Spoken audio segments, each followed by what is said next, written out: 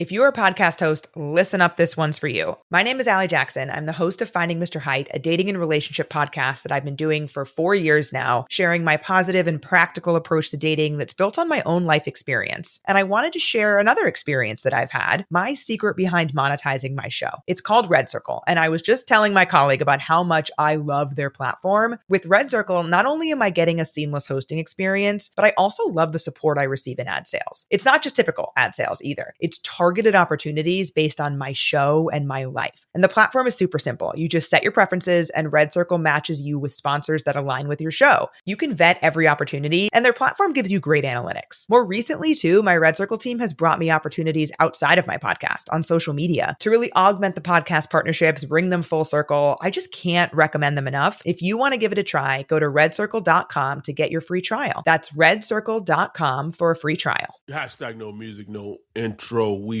are back. It is another edition of Saints Block Party Podcast brought to you by Precious Works LLC. Shout out to our dude Bajan. Hook up with Precious Works LLC to get all your business website needs. And it is that time again for another edition of Weekly Prospect of the Week episode. And if you potentially are watching this or listening to this early, you are getting the 2-week early window. Or you might be listening or watching this later after it's dropped after the window. But it is time for us to discuss and talk about Ohio State wide receiver Carnell Tate. And but before we dive into that, and this is the stuff that stays Patreon only, stays YouTube member only. That's gonna be cut out and it won't be in the condensed version that's gonna be released to the public.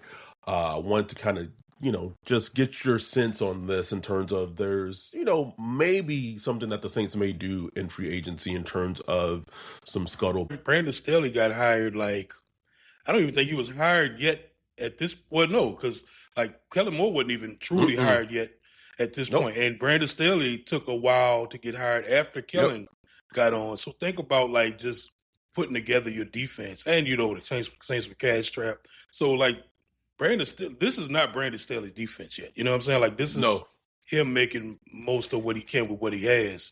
So I think we should, definitely. If that's somebody he looks at, they said with him, and be like, hey, is this somebody we can add to the defense that you could use and would, elevate what you're trying to do? And he says yes, that's something I'd go for, Anyhow, Carnell Tate. Before we do the deep dive on Carnell Tate, we already talked about one receiver. The first person we talked about when we started this Prospect of the Week series was Jordan Tyson, wide receiver, Arizona State. And then we tweaked this series as we've gone, and especially kind of talking about the baseline with the draft history and what have you. So we didn't do this when we started the series, but we started implementing it going forward. Elite. Their interest in Tet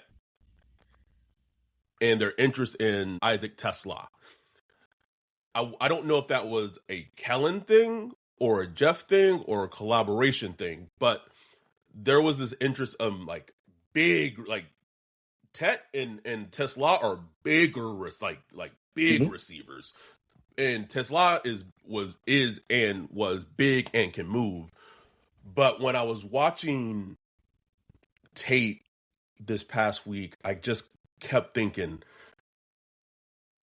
man, the fit of him in this Saints offense made so much sense to me. It felt like just a perfect fit in terms of what he brought, and especially when you add that piece of Vele into the mix, because what was very interesting when watching him, because there wasn't a whole bunch of all 22 of him, but watching him in 2025, his role and what Ohio State asked him to do in 2025, and then watching him in 2024, Chip Kelly, it was very different, very different. And it shows like how versatile and how diverse he is. I was like, he got the whole toolbox. Like he truly is a well-rounded receiver. And this isn't a knock on Jordan Tyson, but like they're completely different. I'm glad you said that, because after watching Tate, it's like I felt like Jordan Tyson went down a few notches just in my mind. And I don't know if that's just because it's been like a month or so since we did his study, and maybe, you know, just kind of like recency bias creeped in. But just in my mind, I felt like, man, this is different. You know what I'm saying? Like this, I got a different feeling watching Tate, bro. Nah, bro. I don't even think it's the. I don't think it's the layoff. It just it was just different, bro. Like his route running of how he got open on the deep balls in 2025. And all those deep balls, like he had to wait on saying, like he was open. He was open, bro. And he had to wait. He waited. The ball got there. And tracked him, and still scored touchdowns. I was like, bro, this is a dog right here, bro. Like, saying was throw them bitches up. Like that little cat meme. Cat meme, bro. It's gonna get here eventually.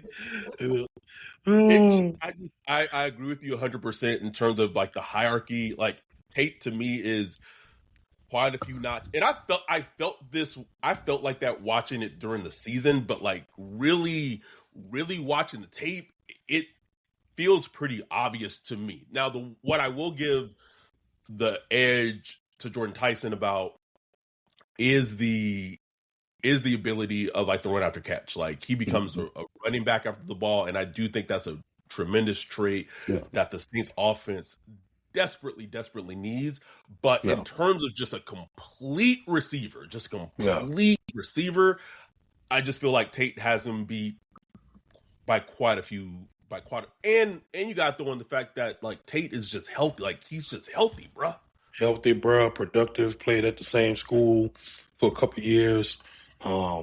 Just looks like a wide receiver. And I don't know how. I know it's a simplistic thing to say, but he just looks like an NFL wide receiver just when you watch him play. And the fit, like you said, the fit in what Kellen Moore likes to do, the sideline stuff, the crossers, just when you envision him in Kellen Moore's offense and the dynamic that it's currently missing, that it needs, and like, ooh, this fits like a big puzzle piece, like a big chunk of the puzzle, just like boom, that just fits right in. And you know, take a Tyler Shuck and the way he likes to throw and put the ball into different areas and stuff like that. Like we be like, oh, okay, this right here could work. Like this could work, especially considering you throwing how interested they was in Tet last year. Even though they're you know kind of different players, they're kind of same too. Is these are kind of big movable chess pieces on the offense that can, you know, do the sideline catches and can get downfield and can do some of the intermediate stuff. The fact that they wanted Tet badly last year tells me that they're gonna be looking hard. They're at least gonna be looking hard at Tate. They're gonna be looking hard at him. I was told, and I'm going to preface this by saying I don't know what it means in terms of how they feel about him. I just I'm throwing that out there, but I was told that he is one of the players that at least up to a certain point, semi-recently, that they have invested some of the most scouting into. Like in terms of in terms of just investing like some like in that, you know, obviously that means like, you know, that doesn't mean that that's not going to change. Like they're going to invest more. It's Ohio State. It's Ohio State, a team that the Saints have had amazing success. Yes, drafted from. So it's like, come on, like they probably got a little side office up there in Ohio State where the scouts just come during the year, sit up there. You know what I'm saying? I'm serious. I'm not even joking. I'm serious. No. I bet they have like a little side office, bro. One thing while watching Tate, I forgot. I think it was a Penn State game, bro. There was one play that Jeremiah Smith made in that game, bro. God damn. That's the one thing about watching Tate is like, that nigga freak, bro. And it's like not a knock on Tate at all. Like it's not a knock. But it's like, damn, you just start watching Jeremiah Smith. I'm like, God damn, like that nigga this a freak, right bro. here. That nigga a right freak, here. bro. Anyway, but yeah, so Tate's like one of the players that they've scouted the most. I don't know what that means in terms of how I don't know how they feel about him. I just know they've invested a shit ton of scouting into him. But it was interesting because I was watching there. He's an interesting player to watch, especially watching him in 2025 and then watching him in 2024, because there were like, I won't say there was like plays, like there was like moments where like nothing was happening, and that's just how it is with wide receivers. But shout out to Matt Harmon, like who sits there and like charts every route of like. God bless you, bro. God bless you, bro. Let me check it with the chat real quick. Mark said Pat had Tom Brady and still went out and got him Randy Moss. Yes, that's that. Thank you. And then Tyler also said Tate always been wide receiver one for me.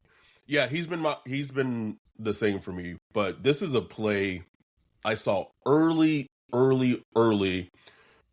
this again for our Prospect of the Week episodes. This is like watching these episodes, whether it be on patreon.com or on YouTube for YouTube members, instead of listening, really enhances the experience. And then when we release the condensed episodes, we take the video segments out to avoid being demonetized. But I was watching this early in the Penn State game. If Sand had a little more time there, and I don't know where he was on that progression, but like he would have got open. There could have been like a big, deep shot play, touchdown, really. You know, and that's what he could do. Like Tate can get open at any point in the field. But I will say, I wouldn't even call this a negative, but just the type of play he is. Since he is a taller player, he's not the quickest off the snap. Yes. So he's not like I think he's going to test well as far as like his speed. I think he's going to be in the 4.4 range. Yes. But I think his like 10 yards aren't going to be like outstanding because he's a build up speed kind of guy, kind of a long strider. So I think in the intermediate, when you watch him in the intermediate, most of those tend to be like more contested catches. Yeah, they do. Kind of close. But when you see him run those routes like we just saw and get downfield, he's blowing past people. You know what I'm saying? So it's one of those things where he's kind of faster than you think, but the way his speed works is just different. It's not like 0 to 60 in 2 seconds. It's more of a build-up speed type of thing. So there's two, and I'm not trying to be lazy, but there's two players that he reminds me of. This is one. I'm just showing you the measurements. Can you guess who this player is? Both of these players played at Ohio State. And Michael Thomas? Yes. I thought so. He does remind me of Michael Thomas in a lot of ways, bro. Yeah. Matter of fact, when I first put my eyes on him, like very first time I put my eyes on Tate, like just passing, watching it, just a couple of highlights back months ago. The first thing that came in my mind was Michael Thomas. Then I watched more and I kind of came off of it. But he was somebody that was like, got a little Michael Thomas in him. He does. And this is like the other player that I feel like the more confident of who he plays like. To me. Also played at Ohio State. Oh, I know, because Scary Terry? Scary Terry, bro. Like I just they play very, and which is interesting because I didn't realize that Terry McLaurin is like 6 foot and Carnell Tate's like 6'3", or we'll see how tall he actually is. But I think he'll be similar to Mike Thomas' height. Like Mike Thomas was measured 6'3". I think he's going to be like in that 6'2" to 6'3" kind of area.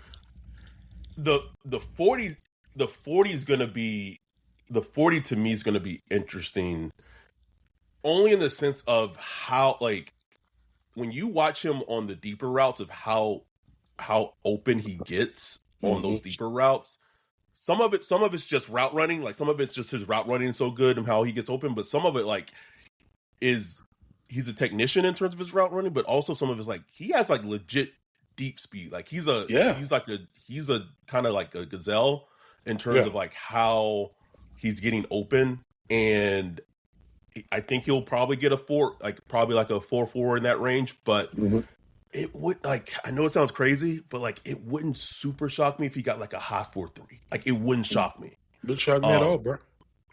And I just feel like if you add this piece, he catches the ball well. And again, there wasn't like a whole bunch of all 22 in that range of, you know, watching him work the middle, work the intermediate. But if you put on him in 2024, like you said, how Chip Kelly used him, it like that was how he was used a lot, because the way it really seemed is like Chip Kelly really used Jeremiah Smith and Emeka Egbuka, however it's pronounced, really kind of to stretch the field kind of deeper down the field. And then you had Carnell Tate really work the middle of the field. Like that was essentially like his job and responsibility. Well, then when Egbuka goes and gets drafted and then the offensive coordinator changes, that his role changed. And so this past season at Ohio State, his function in the offense really was more deeper down the field. Like he did a lot of his damage deeper down the field. Yeah, when you play my clips, because I included I included a 2024 and two 2024 and one 2025 clip. And you could see the difference. So, okay, this is against Texas in 2024. Watch this route. He's at the top. How many times have you seen the Saints run this? Like so many times, especially with Kelly. With Kelly, a billion times. And a lot of times they run it with Chris Olave, who does it well. But think of somebody with the size of Tate doing that. And we know Shuck can hit these throws like beautiful. Like he makes these throws, boom, just beautiful. And the footwork to keep his got both feet in. Got both feet in. Bro, like that right there is just beautiful. And this one right here, this was, oh my God, this like, I love this. Pause it right quick. He's the inside man on the 3 receiver side at the bottom, but he's on the inside. And Chip Kelly was cooking, bro. I don't know what happened with the Raiders or whatever. Bruh. He was cooking. The 2 inside men take the routes inside, and then Tate is going to take it outside, which puts the defense in a bind.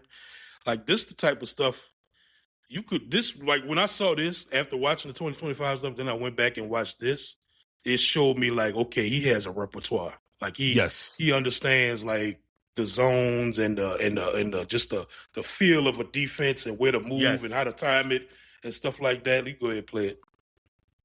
If you're a podcast host, listen up, this one's for you. My name is Allie Jackson. I'm the host of Finding Mr. Height, a dating and relationship podcast that I've been doing for 4 years now, sharing my positive and practical approach to dating that's built on my own life experience. And I wanted to share another experience that I've had, my secret behind monetizing my show. It's called Red Circle, and I was just telling my colleague about how much I love their platform. With Red Circle, not only am I getting a seamless hosting experience, but I also love the support I receive in ad sales. It's not just typical ad sales either. It's targeted opportunities based on my show and my life. And the platform is super simple. You just set your preferences and Red Circle matches you with sponsors that align with your show. You can vet every opportunity and their platform gives you great analytics. More recently too, my Red Circle team has brought me opportunities outside of my podcast on social media to really augment the podcast partnerships, bring them full circle. I just can't recommend them enough. If you want to give it a try, go to redcircle.com to get your free trial. That's redcircle.com for a free trial. Boom. Breaks it out. And you come out wide open. When I was watching that stuff Kellen can run right now. When I was watching the 2024 stuff, I was like, Ohio State had Jeremiah Smith, Carnell Tate, Emeka Egbuka, Trayvon Henderson. Nigga. Loaded. Just loaded. Oh my God. Like, that is greed on a whole nother level, bruh. Pure Loaded, greed. Bruh. And in terms of like, just completing like the scouting report for him as a player, has good hands. One thing I will say, like, in terms of the thing, like sometimes on the deeper balls, he likes to let the ball come into his chest instead of like, which is interesting because like in the middle of the field on intermediate routes, he's a very strong hand catcher. He did drop one against Texas in 2024, Yep. right wide open in the end zone. I only saw him drop one, but on a couple of ones like on deeper passes, and he didn't let it affect him. But a couple of deeper ones, he did like let it come into his chest, but he ended up making those catches. I think that's something, when you get to the NFL, going against better.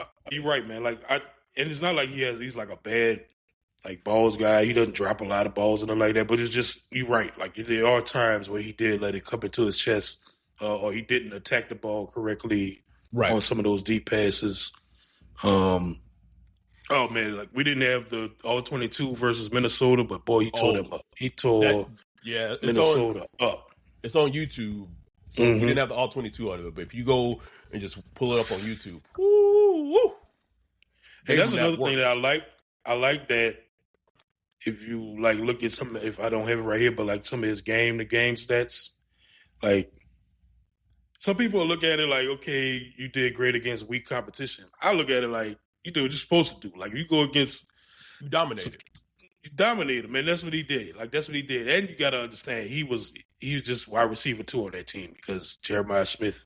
So he's not going to have the 1,300 yards like Jeremiah Smith got. But when I watch him, I do feel like there's potential there. Like if God forbid Jeremiah Smith got hurt and missed games, I don't think they would have skipped a beat as far as production, from a production standpoint. Because I think he has all the tools in his belt, man. And when you look at the teams, like he's just a big time player, and he took such a big leap from where he was as a sophomore toward like his play as a junior, even with Jeremiah Smith still being on the team. And his game grew as a player, and I just feel like, not saying Chris Olave, like he brings this element of like this dog and tenacity that the wide receiver room feels like it desperately needs. That could benefit, like he has like this dogged toughness to him. Man, that would just think about Tate at X. You got Valet in the slot, or Chris Olave in the slot, and then put Valet at the Z.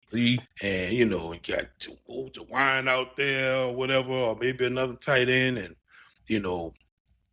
maybe they draft a running back like later that could, catch some passes. Like, bro, like that, dang, you cooking with gas, boy. Like, then you got something for your young-ish rookie, second-year quarterback who could put the ball anywhere in the field. And it's not like we've talked about this on a podcast a couple of weeks ago, but it's not lost on me that in an interview or when talking, I think it was Downs Brothers podcast, like he mentioned like he wouldn't mind catching passes from Tyler Shuck. Like that is crazy. That is not a small thing, bro. Like that is not a small thing. How quickly things have turned, changed, bro. Crazy. One thing I wanted to this is from the Texas game that they played to open the season.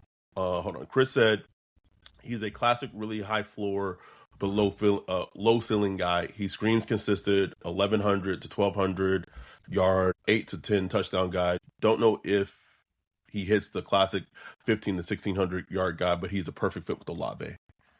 I didn't know you can even do that. That's cool as hell. I was going to ask you, can we do that shit like that? Yeah, sure can. Yes, I think that describes. So I wanted to pull up just to see where. This is a terrible sorry. Just to get like a range of where he could go. So when I look at teams that potentially could draft Carnell Tate, the teams that make the most, like, the team that screams the most to me is like 5 to the Giants. Yeah.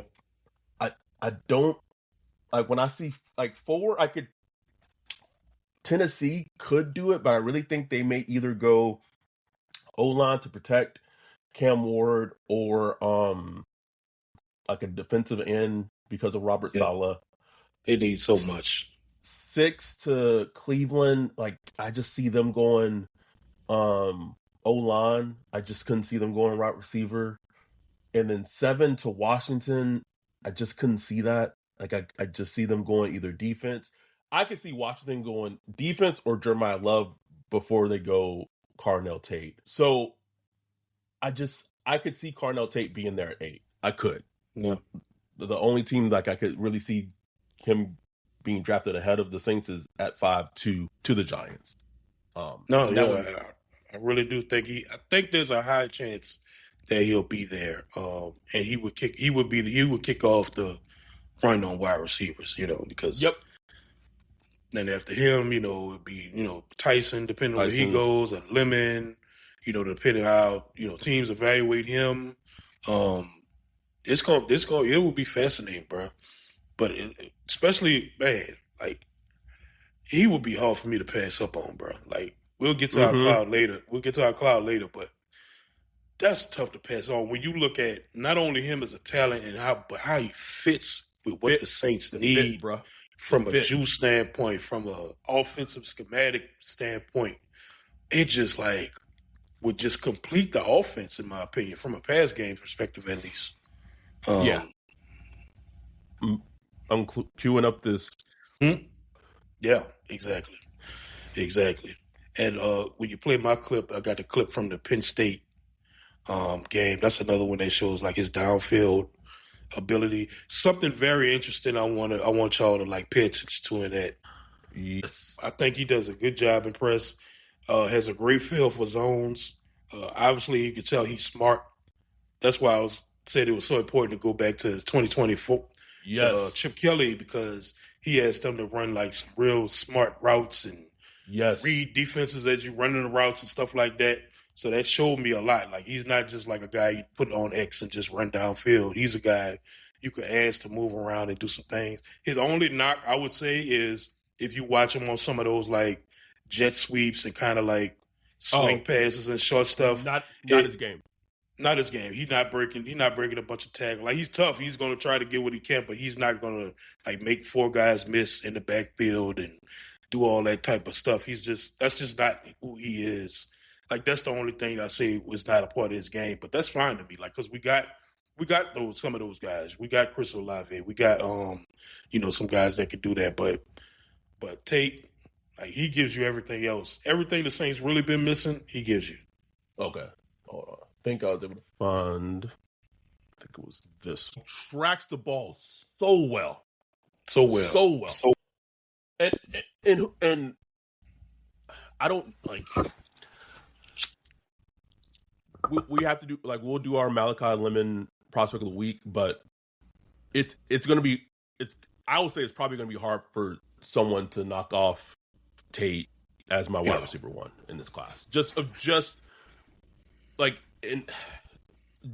it's the size, it's everything. Like I also have to like what I've had to learn in terms of what in drafting wide receivers top 10 is kind of remove the stigma of, we've had this conversation in our Discord, of very like a wide receiver being drafted top 10 has to look like AJ Green. They have to look like Jamar Chase. They have to look like what have you. Because that's what we grew up on, right? Yep. Of like what a top 10 drafted wide receiver looks like. Julio Jones. Like Jeremiah Smith is a top 3 overall draft pick, right? Yeah. Like that is clear as day. Even I would say the wide receiver class from 2 years ago, when you had Malik Neighbors, when you had Rome Odunze, when you had Marvin Harrison Jr., I think even those wide receivers are probably more prototypical of when you kind of think about a quote unquote, even though Romaduzzi got drafted later, like a top 10 wide receiver, quote unquote, stereotype. It's kind of been like this rewiring of the brain of, it can look different, right? Mm-hmm. But also, I think what's important in this conversation, specifically for the Saints, is the fit. Is that Carnell Tate at 8 would fit perfectly into the Saints, into the offense. He would fit perfectly in terms of growing with Olave, growing with Shuck, and being able to put defenses in quandaries and allow Kellen Moore to... Also, I think it would help allow Kellen Moore to evolve as a play caller. Yes. And it was interesting when I was watching Carnell Tate, I was like, not saying that he's that same type of player, but like, man, I know where you're going. He could use him like he was using Devontae Smith. Exactly. That's where I knew where he was going with it, bro. Because that's Philadelphia. That's the same thought I had. Like, man, they're different. They're kind of different players, like stylistically and body type a little bit. But they're the same. Like they're the same a little bit. You would right? deploy them just like that. Like just how Kellen used Devontae Smith, like the year before last. You could use Carnell Tate almost exactly the same. Identically, almost exactly the same, bro. Think about that big play Devontae Smith had in the Super Bowl, that Kellen called, that shot play that just was kind of like that, that dagger, like you could do that with Carnell Tate, that same route. Wait, was that same play? Was that Smith or was that Dotson? Didn't Smith, or was that Dotson? It was Dotson. I could have sworn Smith had a big play in that Super Bowl. But yeah, or maybe it was a playoff game. I don't know, but I know I've seen that play recalled by Kellen. That just that dagger play, and that's the type of play you could run with Carnell Tate. You could. Let's get to our clouds. Clouds. Crying, bro. Say, get off. I didn't know that. Man, them took Peter Woods off the clouds, bro. He said, he's not in the cloud. I don't know what to tell y'all. And I feel vindicated because now that the draft cognoscente is starting to put their little mock drafts out and stuff like that, you see that he's falling. Peter Woods is like falling towards. So he's not in the cloud. Like he is not a part of my cloud. Tape don't lie, Peter bro. Woods. Tape don't lie. Tape do not lie. Oh, wait. Oh, I didn't even do the... Well, okay. So I usually do the juice meter. So we'll do this. Oh, yeah. My bad. So... Wait. Okay, yeah, this is right. So we have Carnell Tate slotted exactly the same. The only difference is where we have Caleb Downs and Jeremiah Love rated. So we both have Carnell Tate slotted and rated higher than Jordan Tyson in terms of wide receiver. And I just it was interesting because I almost had Carnell Tate higher than Jeremiah Love. Almost. Yeah, I thought about it. But I was just like, just in terms of just handing the ball off to a running back, like just like the ability for him to potentially like score on like just the probability that he could score from any area of the field in like that range. I was like, no, like just as a play, I think as a player, he's just a cleaner right. player. Yeah, for me, like I had to think about it. I had to like go back and watch some more Jeremiah Love just to kind of like let me just think about this. But I guess for me is we've seen Jeremiah Love be like that guy in offense, like just the guy. We are rolling with you. Yep. We are going to put all our hopes and dreams on you. We didn't really see that with Carnell Tate. Like we could project that, okay, maybe he could do that, or maybe he can't. Because I don't even like, to me, I look at him like we don't even need you to be like wide receiver one. Right. You know what I'm saying? I'm not even worried about that. I just want you to be like a part of the, the overall mix. But just saying, that's why I just couldn't slide him above Love, because I just like, man. And then Caleb Downs, I love Caleb Downs. I just can't. I think he's like arguably the best player in the draft. Like arguably Caleb Downs. So I just can't put nobody above him right now. No, I can't do outside it. of Love. This is who we draft. This is not like our grade. This is who we would, if we were GM Mickey Loomis, this would be our personal cloud and who we would take from a priority standpoint. Yes. And then with going to Carnell Tate, our juice meter, okay, so if I remember these correctly. So for Jordan Tyson. Thank God for your memory. Our Jordan Tyson, we had 7.5. Peter Woods, we had 2. For me, I had Caleb Downs 9 for juice. I think you had 8. Yeah, it's an 8. And then we had both Jeremiah Love 8.5. Oh my God. Okay. Yes. Whew. Okay. Carnell Tate, juice meter. Where we at? I'm gonna go 9. 9 out of 10. 9 out of 10. Wow. I'm gonna go 8. Okay. I'm gonna go 8. But still someone that is easily one of my favorite players in the draft. If you would to give me like, I think I only have like 3 draft bays in this draft, and those players would be Caleb Downs, Jeremiah Love, and Carnell Tate. I might have to do a draft bay graphic at some point. Yeah, we do our draft bays. Draft bays. If you are unfamiliar, like what a draft bay is, like those are our favorite. Man, we should do like our historical draft bays. Like there have been some gems that we've had. Like I know one player. Oh, the player who's a tight end alcoholic who turned his life around. Was that Darren Waller? Yeah, Waller. Yeah. That was my draft bay. Yeah, like years ago. We've had some good ones. We've had some very sad ones too. Kevin White. That was yours. Who are these guys? That was a beautiful moment. It was. We hit on the possibility, and I won't spend too much time on it. We hit on the possibility of Drew Brees getting the Hall of Fame. It became official on Thursday. Didn't think I felt like I was like, oh, maybe I would get emotional. I definitely was emotional and everything, like when it actually happened, and just felt like vindication. I'm glad that the league and I'm glad the voters didn't fuck it up in terms of fuck it up.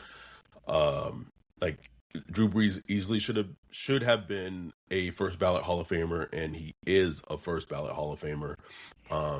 And yeah, that's the beautiful part. Also, the fact that potentially the Saints may be a Hard Knocks team.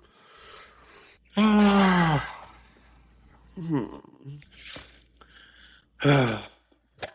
content, baby. But yeah, I loved it, bro. Like just the fact that Drew Brees never made MVP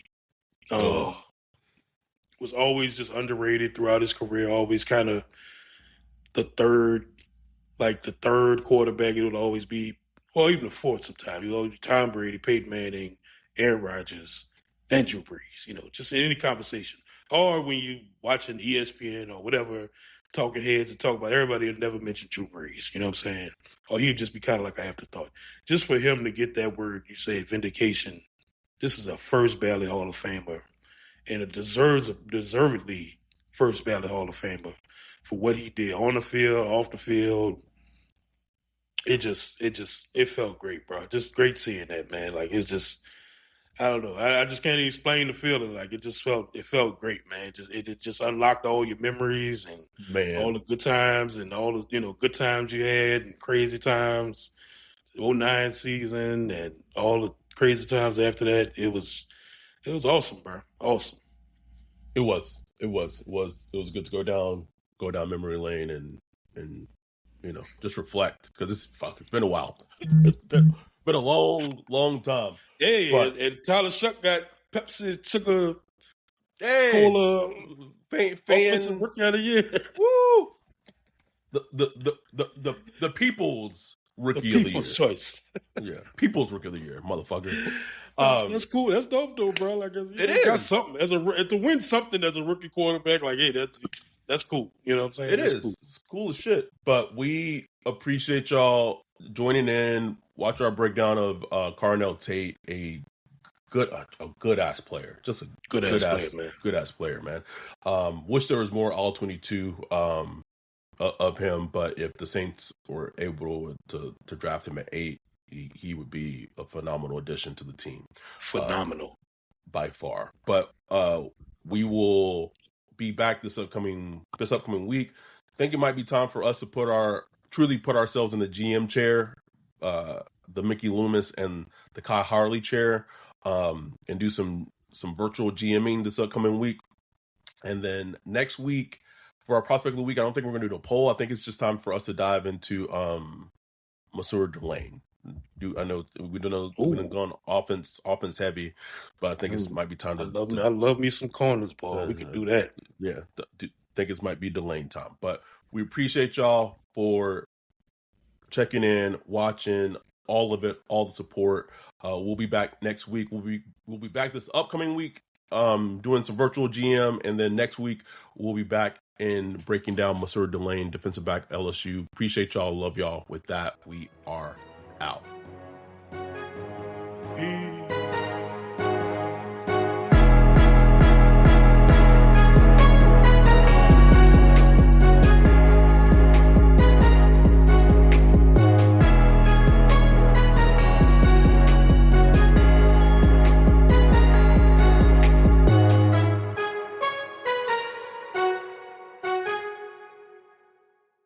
If you're a podcast host, listen up, this one's for you. My name is Allie Jackson. I'm the host of Finding Mr. Height, a dating and relationship podcast that I've been doing for 4 years now, sharing my positive and practical approach to dating that's built on my own life experience. And I wanted to share another experience that I've had, my secret behind monetizing my show. It's called Red Circle, and I was just telling my colleague about how much I love their platform. With Red Circle, not only am I getting a seamless hosting experience, but I also love the support I receive in ad sales. It's not just typical ad sales either. It's targeted opportunities based on my show and my life. And the platform is super simple. You just set your preferences and Red Circle matches you with sponsors that align with your show. You can vet every opportunity and their platform gives you great analytics. More recently too, my Red Circle team has brought me opportunities outside of my podcast on social media to really augment the podcast partnerships, bring them full circle. I just can't recommend them enough. If you want to give it a try, go to redcircle.com to get your free trial. That's redcircle.com for a free trial.